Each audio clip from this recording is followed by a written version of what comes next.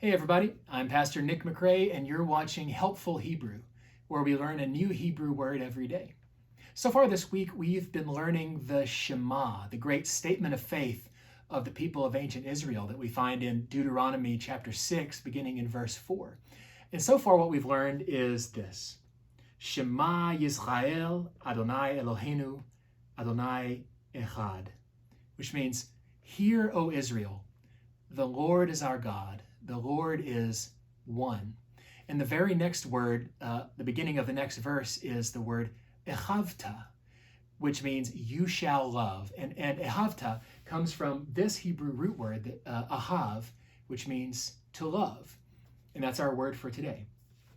The interesting thing about the word Ahav, this sort of concept of love, is that, I think when we think nowadays about love, what love is and what love means, we think of an emotion, oftentimes a strong feeling or feeling of connection that we feel towards someone or something.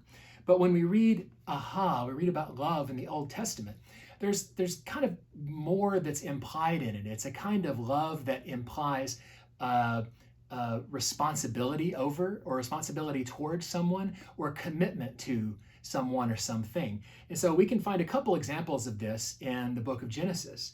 So for instance, if we look in Genesis chapter 22, we read this story of Abraham and Isaac, how God came to Abraham and said, beginning in verse 2, "Take your son, your only son, Isaac, whom you love, and go to the land of Moriah and offer him there as a burnt offering on one of the mountains that I will show you." And this is when God is testing Abraham and to see if he would do this thing to the person that he loves, that he takes responsibility for, that he has this commitment to see if the commitment toward Isaac is stronger than the commitment to God. And ultimately, Abraham passes the test.